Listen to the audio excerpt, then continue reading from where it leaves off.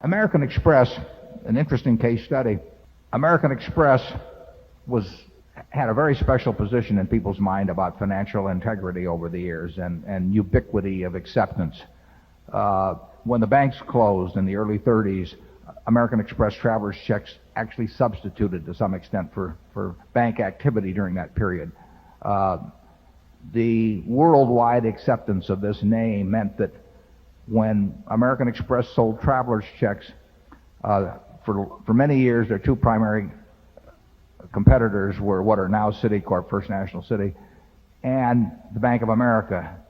And despite the fact that American Express charged you 1% when you bought your travelers checks, and you had two other premier organizations, Citicorp, imagine, and B of A, and actually Barclays had one, and Thomas Cook had one, and American Express still had two-thirds of the market after 60 or 70 years, two-thirds of the worldwide market, while charging more for the product than these other very well-known competitors charge. Anytime you can charge more for a product and maintain or increase market share against well-entrenched, well-known competitors, you have something very special in people's minds.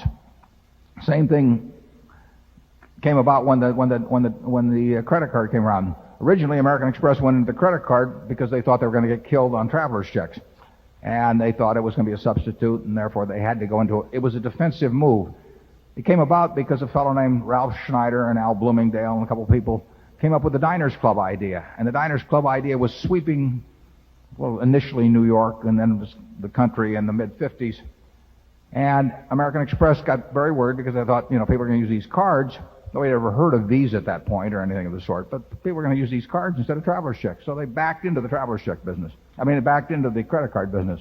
Immediately, despite the jump that Diners Club had on this business, because Diners Club had the restaurants signed up already and they already had the high rollers carrying around their card, and nobody had an American Express card.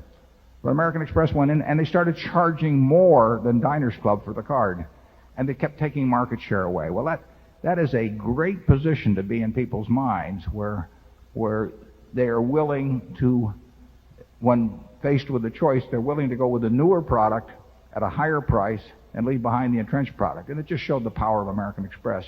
American Express had a special cachet. It identified you as something special when you pulled out your American Express card as opposed to your Diners Club card and as opposed to the Carte Blanche card, which was the third main competitor at the time. Visa still did not exist. And you could see this dominance prevail. That told you what was in people's minds. It's why I bought into the stock in 1964. We bought 5% of the company for a huge investment at the time for us. I was only managing $20 million at the time. In a considerable period of time, American Express got into other businesses. They got into Fireman's Fund Insurance, was a very big acquisition. And to some extent, they let the Visas of the world and all of those get established. They still had this preeminent cachet position, but it was eroding. There will be probably $300 billion worth of charges, something in that area, put on American Express this year. The $300 billion, those are big numbers even in today's world. The average discount fee is about 2.73%. If you look at the average discount fee on Visa, MasterCharge, it's going to be probably a full percentage point beneath that. So you've got a percentage point on $300 billion, which is $3 billion of revenue that your competitor doesn't get. You can do a lot of things for your clientele. And they've segmented the card, as you know. They've even recently gone to this black card, which sells for $1,000. I wouldn't use the word inevitable, but I would say that nourished properly, that the American Express name has huge value and is very, very likely to get stronger and stronger as the years go by. But I think that what they went through showed that it could take quite a beating and come back, but I don't think you'd want to test it that way indefinitely. Incidentally, that's one of the things we look for in businesses is how, if you see a business take a lot of adversity and still do well, that tells you something about the underlying strength of the business. The classic case on that was, to me, is AOL. 4 or 5 years ago, I'm no expert on this, but I got the impression there for a period of time when they were having a lot of problems that a very significant percentage of AOL's customers were mad at them, but the number of customers went up every month.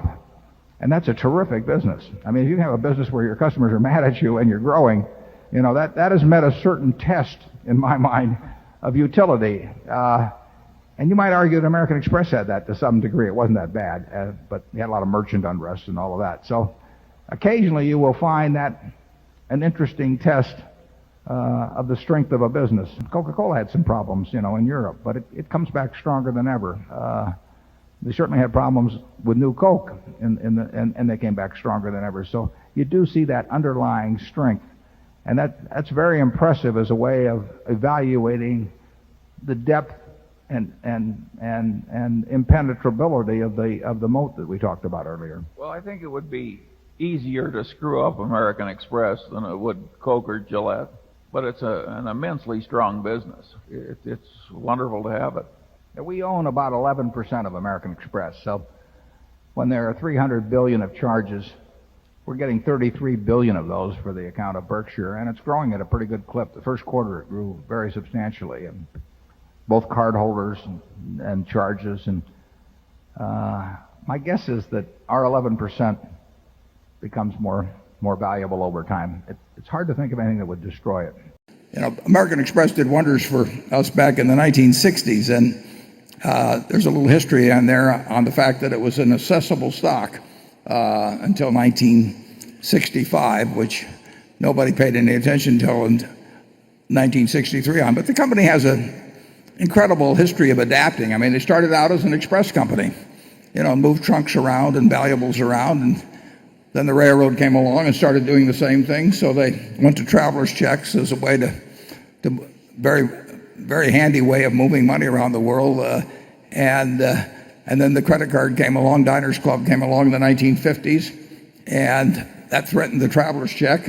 And then they moved into the travel and entertainment card, it was called then.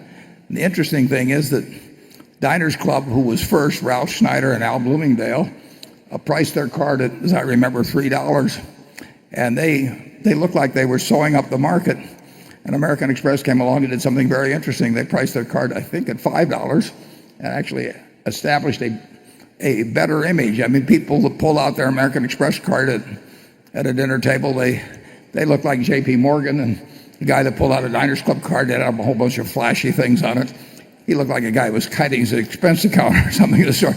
So you just automatically felt like a more important person with your American Express card. They have been very nimble and very smart. They'll have plenty of challenges in the future, and I'm delighted we own 15% of the company.